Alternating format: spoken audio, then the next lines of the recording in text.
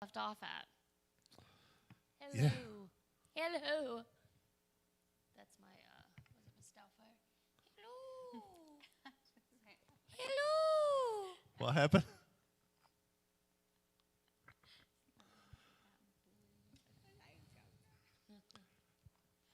No. I don't. Sound man. 1, 2.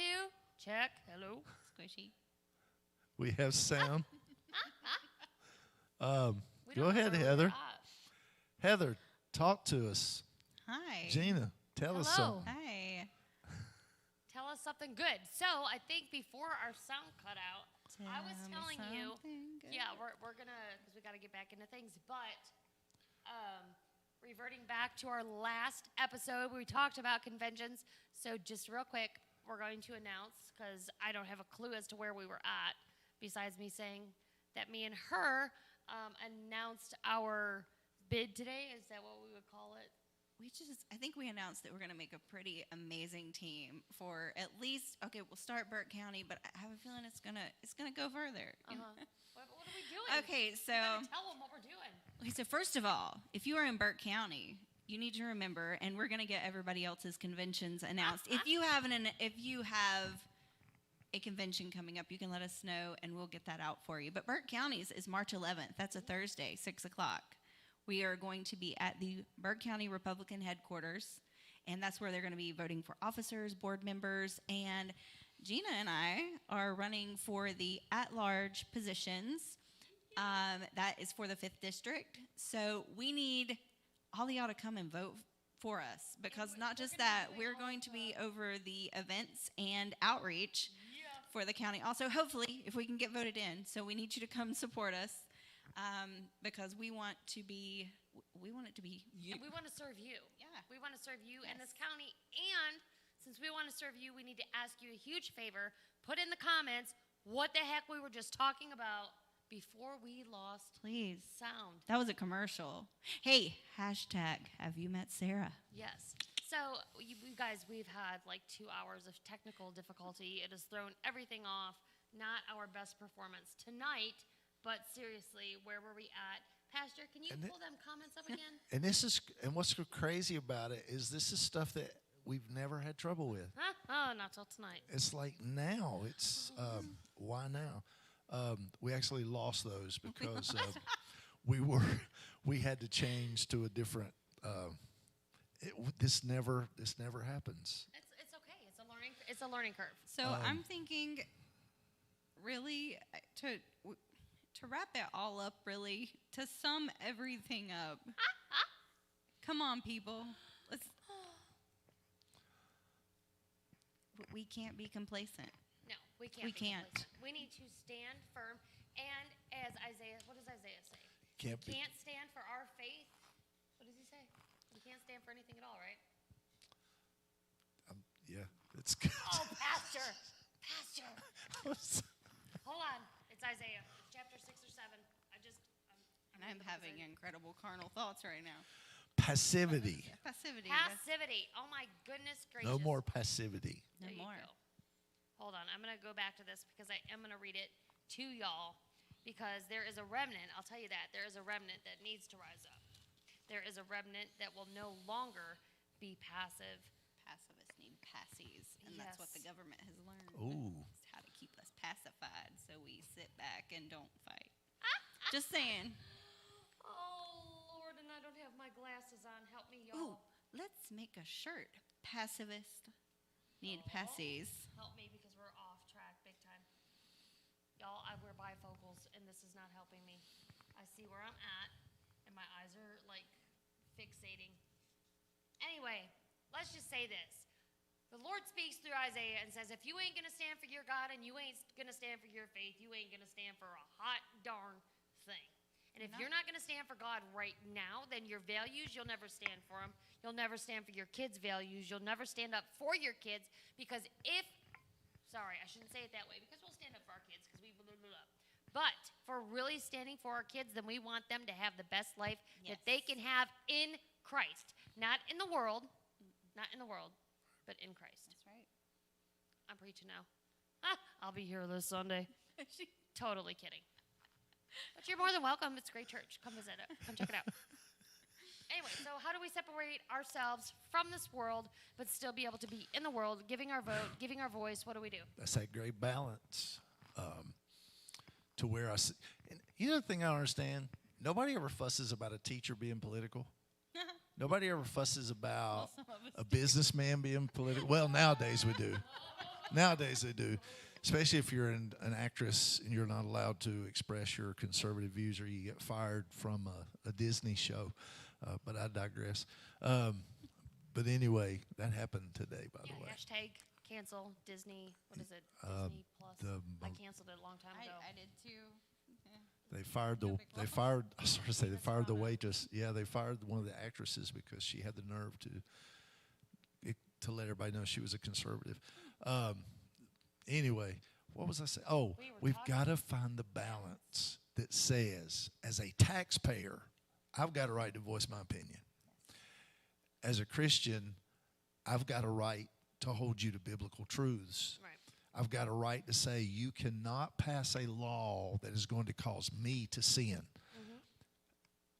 I feel like I am financing lifestyles and financing activities that I do not agree with when my tax dollars are going to pay for things that for a member of the military to have a sex change operation at my expense because my tax dollars are paying for it.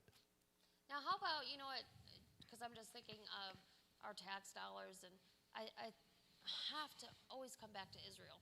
Israel. And going back to this last election especially, and seeing now Joe Biden's not the biggest fan, I'm going to just say, of Israel.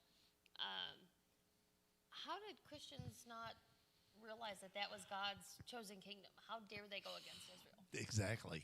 How? Is it just go ahead. How do the Jews in America vote for somebody that is that anti-Israel? Right.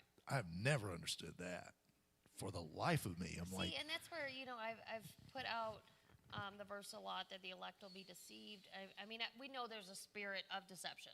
We know there is a spirit of deception because there's so many Christians that don't even realize. They don't realize, just killing somebody, that's the same as, cursing somebody out. What? We're voting against God's chosen people. It's the same as, sleeping with our neighbor. I don't know, whatever.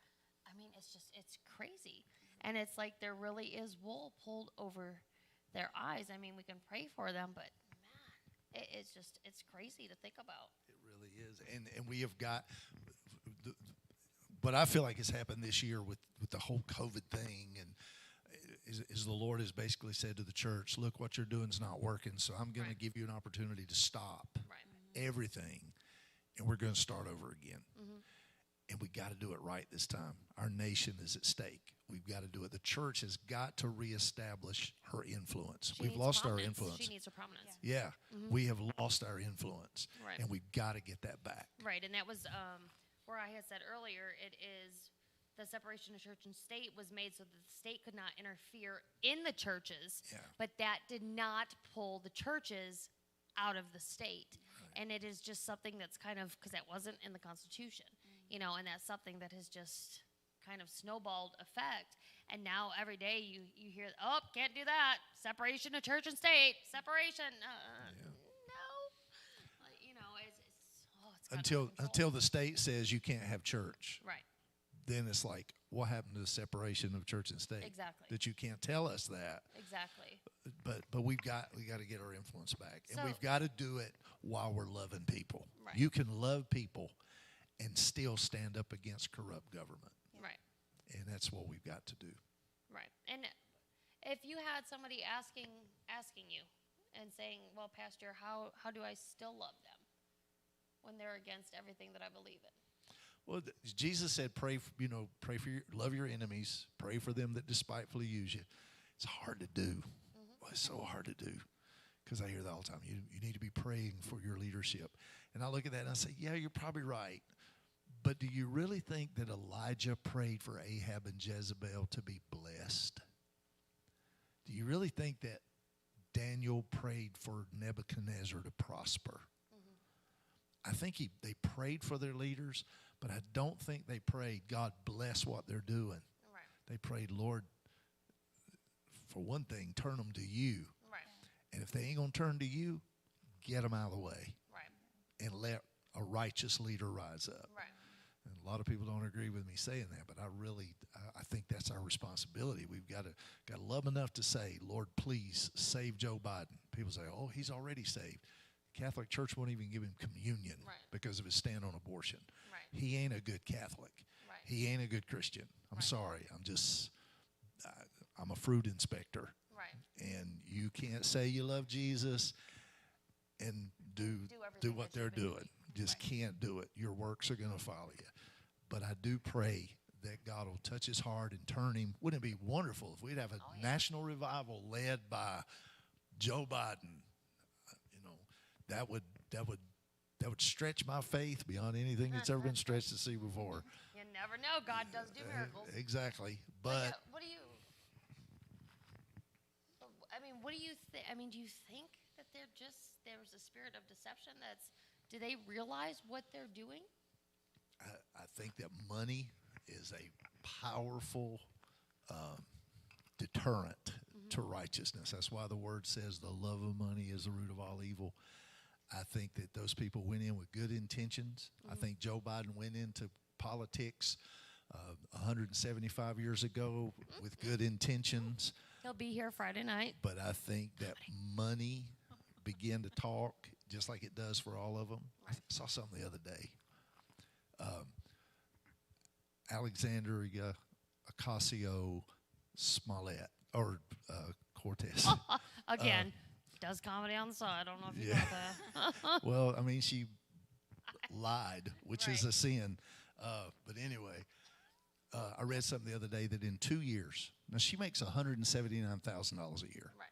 $179,000 a year. I went to public school, learned a little bit of math.